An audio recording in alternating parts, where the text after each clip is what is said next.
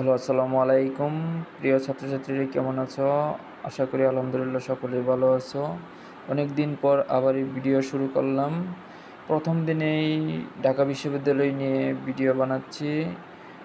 আজকে কথা বলবো ঢাকা বিশ্ববিদ্যালয়ে এই ৯ দিনে কতগুলো আবেদন পড়লো তা নিয়ে আলোচনা করব। চলো শুরু করা যাক। ঢাকা বিশ্ববিদ্যালয়ে ৯ দিনে কত আবেদন পড়ল? ঢাকা বিশ্ববিদ্যালয়ের 2025-26 শিক্ষাবর্ষের আন্ডার গ্র্যাজুয়েট ভর্তি পরীক্ষার আবেদন চলছে। এই প্রক্রিয়া শুরুর প্রথম ৯ দিনে 1,57,000-এরও বেশি আবেদন জমা পড়েছে। এই অনুযায়ী এখন পর্যন্ত আসন প্রতি আবেদন পড়েছে প্রায় 25টি। এবার 5 ইউনিটে 6,125 আসনে ভর্তি নেওয়া হবে। গত 29 অক্টোবর দুপুর থেকে আবেদন করছেন ভর্তি উচ্চ শিক্ষার্থীরা। বিশ্ববিদ্যালয়ের অনলাইন ভর্তি কমিটি সূত্রে জানা গেছে, আজ সন্ধ্যা 7টা পর্যন্ত আবেদন জমা হয়েছে 1,57,024টি। 2024-25 শিক্ষাবর্ষে মোট 3,29,000 শিক্ষার্থী আবেদন করেছেন। এ পর্যন্ত সর্বোচ্চ বিজ্ঞানে 68,000-এরও বেশি আবেদন পড়েছে। আসন প্রতি আবেদন 37.4টি।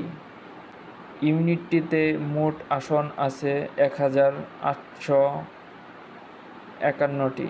কলা, আইন ও সামাজিক বিজ্ঞান ইউনিটের 2,934টি আসনের বিপরীতে 59,000-এরও বেশি আবেদন করেছেন। এই হিসেবে আসন প্রতি আবেদন করেছেন 20 জনেরও বেশি। ব্যবসা শিক্ষা ইউনিটের 1,040টি আসনের বিপরীতে এ পর্যন্ত আবেদন পড়েছে 20,490টি। আসন প্রতি আবেদন প্রায় 19টি।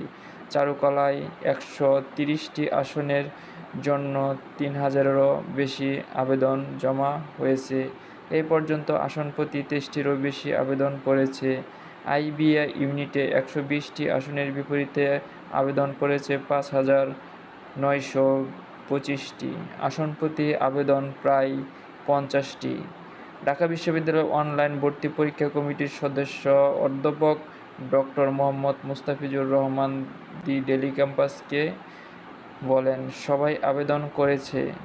আবেদনের শেষ দিন বলা যাবে গতবারের তুলনায় আবেদন কেমন পড়েছে। এই ছিল তোমাদের আজকের ভিডিও। যদি ভিডিওটি ভালো লেগে থাকে অবশ্যই চ্যানেলটি সাবস্ক্রাইব করে পাশেই থাকবা ভর্তির নতুন নতুন বিজ্ঞপ্তি পাওয়ার জন্য। সকলকে ধন্যবাদ।